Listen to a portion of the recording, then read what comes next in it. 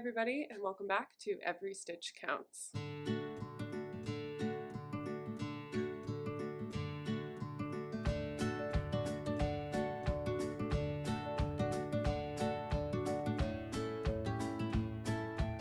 For those of you that don't know me, my name is Charlotte and I live in the Seattle area with my dog Lady, and here on this channel I primarily talk about what I'm knitting, what I'd like to be working on, what I'm currently working on, and whatever other life, crafty, hobby-related things I get myself up to. Primarily, everything's always focused on the knitting. In this episode, I want to talk to you all about my newly finished Underlace top by Lily Kate France. I'm officially wearing it today, and it's very hot outside. It's real hot. I'm in a bit of a frantic state. I'm trying to get everything packed because I'm actually catching a red-eye flight tonight in I have to leave in 6 hours or something crazy like that. So I'm pretty much done working. It's right before Labor Day weekend and I'm just trying to get everything finished. But I wanted to talk to you all about this top and my thoughts on making it, the process on making it. Kind of trying out a new format on these videos. Some of you probably are aware of this, but I want to break up the episodes a bit more. I like the idea of having a monthly recap of everything that I've finished, if I finished anything, and then having a midway, halfway mark through the month update of everything that I've been working on or cast on or, plans and so on and so forth. I think it'll give a bit more frequency to when I upload, and it'll also just be, frankly, a little bit easier to get through, having the episodes be a little bit shorter, although last episode was the first time I had tried it and the video was still a bajillion minutes long. So kudos to everybody out there who actually watches and listens to me ramble on for that long. I truly don't know how you do it. You kind of just step inside my brain for however long you're here. But without further ado, we'll get right into it. This is my Underlace top, and I just finished it, gosh, maybe a week ago at this point. It's a little bit heavier than I think it was maybe intended to be in the pattern, but, so all that to say, it's a little bit warm right now, but we're surviving, we're doing it. I have some B-roll of me trying it on so you can see the fit a little bit better. Right off the bat, 5 out of 5. On the pattern, the design, the fit, the finished garment, I think that this is, in terms of maximum satisfaction in a garment or a piece after you finish it, I think this is off the charts. It's so good. I'm so happy with it. Took me a while to get through it, but I've realized I haven't been knitting as much this year compared to last year. I think I've only finished 4 or 5 things this year, which seems light to me, but I think I've just been really busy. Anyway, this is the size 3, and I used Knitting for Olive Merino, 2 strands, held double. The color I chose was Red Currant, and it gave this really nice cherry red color. So, a little bit about the yarn first. I'll show you what I did here. So, I have a couple swatches. Originally, I bought 3 skeins of this stuff. This is the Knitting for Olive Merino in Red Currant. And originally I bought 3 skeins because in terms of yardage, that's how much I would have needed to make my size. However, if we look at specimen A here, this is my original swatch. And I think I tried these, I think I knit the top one on a 5 and the bottom one is on a US 4. Interesting thing about this, as you can see, it's pretty stretchy, pretty almost kind of thin, I would say. And I didn't like that. I didn't like how floppy it felt to me. I wanted something with a bit more structure. And so I kind of thought to myself, okay, I've technically met gauge with this swatch. Like I had the right number of stitches on this first swatch where I just knit one strand of the yarn. And then I held two of them together to see what kind of fabric that would give me. And I kid you not, my gauge is exactly the same. My height gauge, my row gauge, the same. And I don't really know what to do about that. I don't know why that is. Yeah, it's almost like two strands didn't really change the gauge of the yarn at all. It just filled out the stitches more so that there wasn't all these little gaps so you could see through the fabric. Whereas this one, this is the one with two, this one is way more opaque in its coverage and the density of the fabric. So when I was doing the swatches, I was a little bit surprised by that. I did end up liking the fabric that the two strands held together created, and so I opted for that. So I went back and bought more yarn. Thankfully they had the same dye lot, thank God. But I ended up getting more yarn, and I continued with the size that I was going to knit from the get-go, which was a medium. It was a size 3, so I don't know where her sizes start, but it's like a small or medium. I think Lily's sample and the pattern, I think she knits it in a size 2, so I just went one size bigger. That was my gauge and trying to get my size down. The yarn itself, I had never used the Knitting for Olive merino yarns. Surprisingly cheap. Like one skein of these was 10 bucks where I bought it. If I had made something with just one strand, like this literally would have been a $30 top. And I think even after having bought 2 strands, having it end up being like, what, 60 bucks plus tax all in, pretty cheap considering like the top that I got. I think that's significantly cheaper than when I usually buy yarn for sweaters. Like the average cost of material for a sweater for me is probably at least $100, in that range of like 85 to sometimes 150, depending on what I'm making or, you know, the material, what have you. So I thought the price point for this was really reasonable and super doable, manageable if you're on a little bit more of a budget, even if you have to double up on some of it. I have not used, or at least I don't think I've used any of their other yarns before. Like I don't think I've used their silk mohair before or the heavier merino yarns, but if they're anything like this, I'm sure that they will perform just as well as this. I haven't worn this top really at all yet, so I can't tell you how well it's gonna wear at all. There's lots of people online who have used it before, so I'm sure if you want to get some insight on that, they would have some, but I don't really know, unfortunately. That might be a fun video idea, like how things have worn through the ages that I've had them. Anyway, the construction of this top was pretty, it was like an elevated version of like what a drop shoulder construction would be, and from what I've seen in the past. I thought the construction of this was really cool. So essentially you cast on for the back, so you cast on just straight for the back, and then you immediately start doing short row shaping to shape your neck, and you do that off of a straight line on your back panel. And then once you get through your shaping on both sides, so you create these essentially little rounded divots, so you have, you know, neck, and then you short row shape your shoulders, and that's where the shoulder seam sits. I thought that was really just nifty. I'd never seen short row shaping like that before, or put in that placement before, and I thought it was really effective, and this lays really nicely. So that was a new thing that I just had not ever been exposed to before, so that was really cool.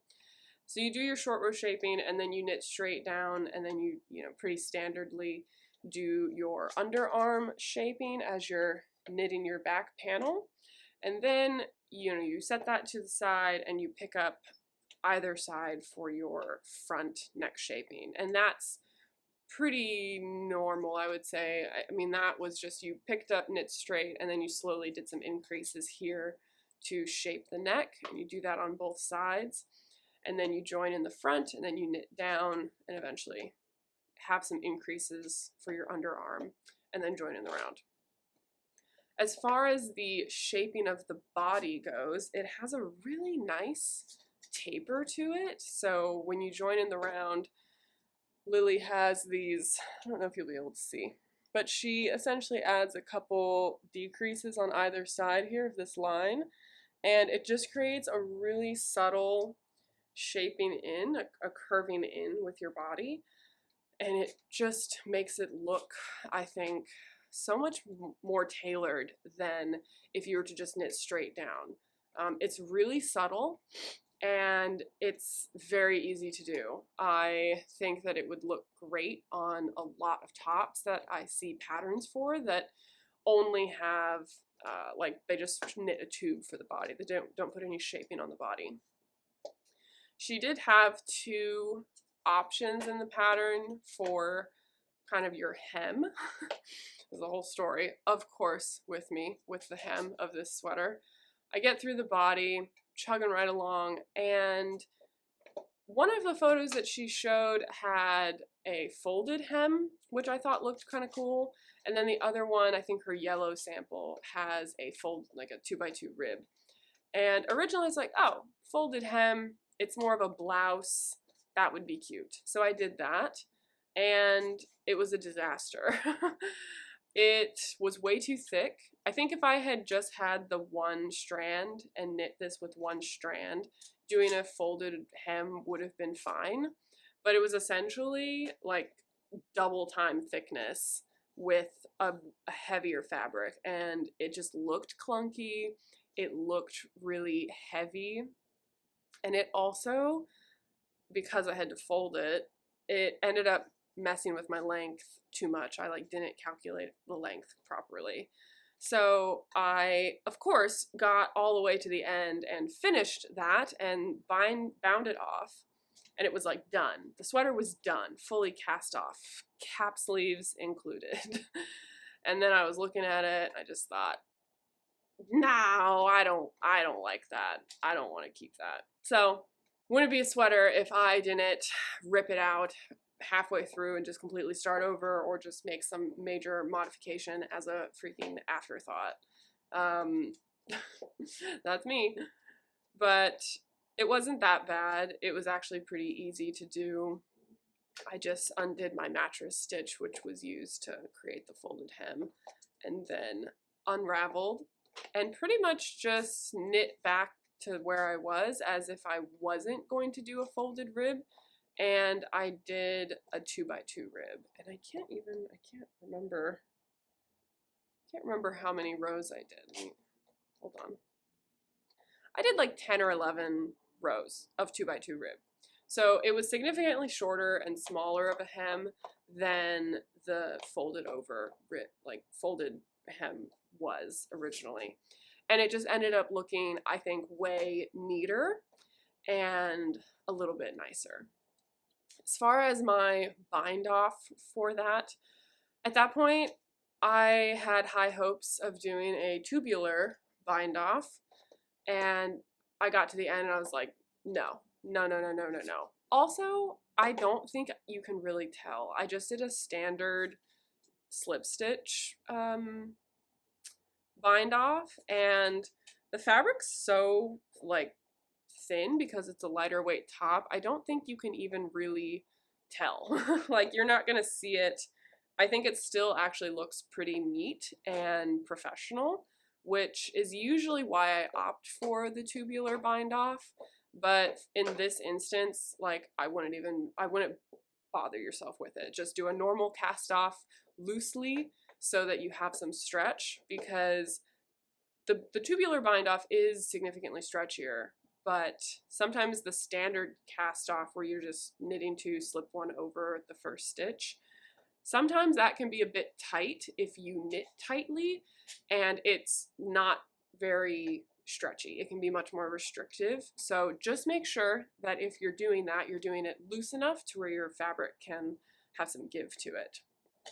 I'm back. We had a bit of an overheating situation, both the camera and myself, honestly, hence lay up to. What was I saying? Oh yeah, the bind off. So just make sure that if you do a standard bind off, it's not too tight. I've made that mistake in the past with necklines. I've been too lazy to do a stretchy bind off and I just want it off the needles, and so I'll just do a regular bind off and then it's kind of tight. So just, know your application, know how stretchy or not stretchy you want something to be. Contrary to what everyone says, the tubular bind off is not always the best cast off. Sometimes it's completely pointless, and I think this bottom hem was a perfect example of that. My tessellated vest, I think I had a similar thought on that. I did the neckline, I bound it off regular. I was like, I'm not, this pointless. I'm not gonna do a tubular bind off. No one's gonna see it. As far as the lace and the neckline, which I think for this pattern is definitely like what makes it stand out. Like this is the design element that makes it popular and so cute. I had never done anything like this, these little cap sleeves, and I think it's really cute. I think that if you are someone who's maybe a bit narrower or slim, just like have minimal shape, which is me. I don't have much shape. Having something like a cap sleeve can really elevate, I think, the way a silhouette looks. I love how this gives me more of a waist, ironically, because I have like this extra fabric, so it creates like a V outward, and it really emphasizes my waist, I find. So I really like that. I think that if you're similar, you probably also would like it. The sleeves themselves, like the little flouncy bits, are knit in the flat separately with a US7 needle.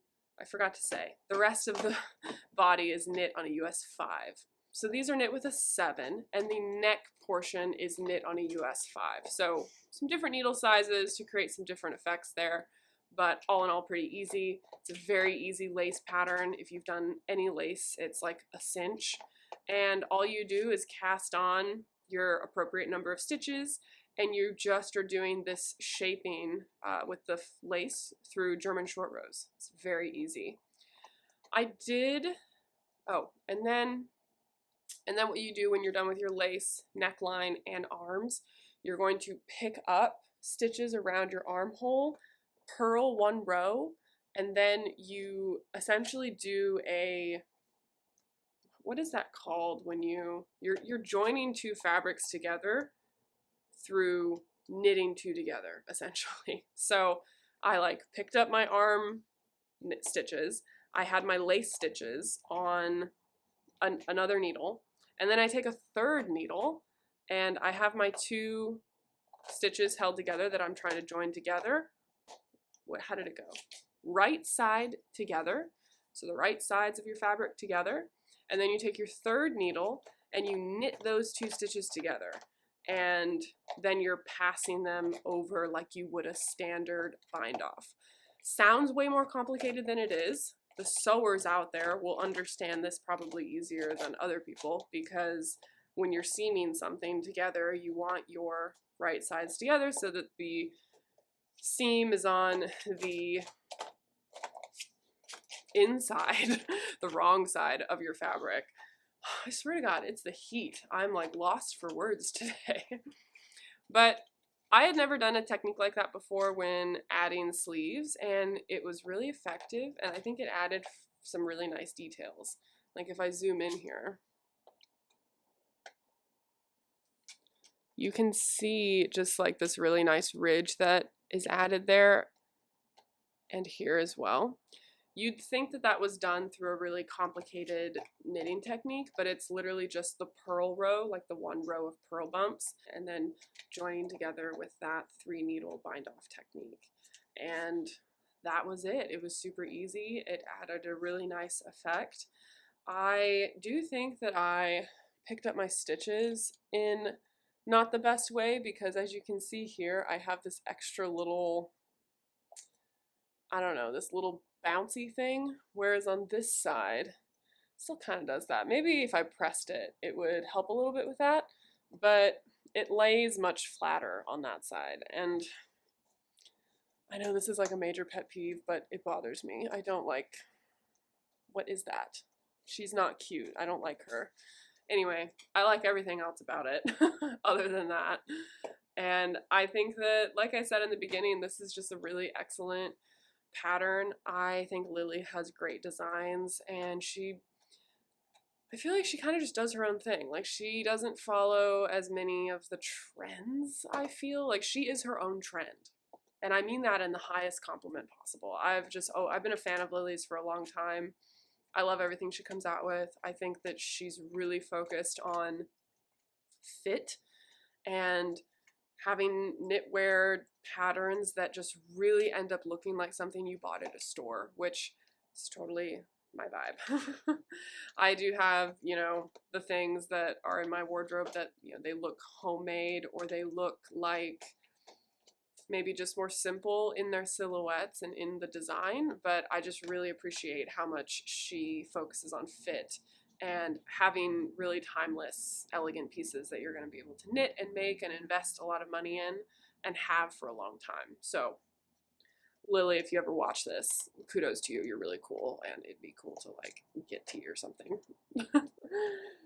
I think that's all I'm going to share with you today. Quick, short little update on this top. I do have another finished object, but I'm not really going to talk about it today. You can just look forward to that next time. But it is my cardigan number 8. Just quickly on this. This double knitting band on this, holy schmoly, so long. It took me, I think, 12 hours to do this double knitted band. I mean, I get the sweater's big, but oh my gosh, that took me so long. It's not blocked yet, clearly, don't judge her. She's real thick, she's real heavy. I can't even think about her right now because it's still just scorching outside. I don't really want to show you that until I get buttons put on it and like block it and have it actually nice, and I can show you some clips of it actually styled and what it's going to look like. It really just kind of looks like a mess right now, and I think blocking's going to do a lot for it. So we'll talk about that next time, even though that technically is part of my August finished garments. So with that, I am going to try to finish packing. So I really just need to focus, because it's like, what if I, am I going to have a pant for this very specific occasion that I don't know if I'm going to go to, but what if I do end up going to it and I don't have anything to wear? Well, I just don't really know exactly my plans. So like, is it going to be hot? Well, I know it's going to be hot, but how hot is it going to be? These are the kinds of things that I just need to like chill out on. But I think lots of people could relate to that, of just like, if you're given too much time or too many options, you either just end up making a bad decision or you don't do anything. You have like decision paralysis, like story of my life. So yes, thank you all for joining me and for tuning in. I can't wait until I'm back, and I'm really excited about my trip, but really looking forward to trying to cast on some new projects and get lots of knitting done on my trip and have some really cool stuff to share with you when I get back, because I did end up casting on, this is barely a whip, but this is a little sneak peek. Oh gosh, okay. I did cast on my wings top from Memory Lane. So more on this next time as well. Hopefully there's a lot more progress than this to share with you next time. I'm very excited about this. It's gonna look so good. I truly cannot wait. I also don't remember if I showed you all the beads that I ended up choosing. It's going to be kind of hard for you to see. But they are much better in the sunlight, obviously. But they're just like these little check glass, crystal-y little beads, and they're very cute. All right, that's it. Enough with this. I need to pack, I need to do things, I need to clean the apartment. So many things need to happen between now and like when I leave. So thank you for tuning in, and I hope you're all making the things that you want to make and getting to do the things that you want to do. And of course, as always, I hope that you are all finding joy and staying classy. Bye.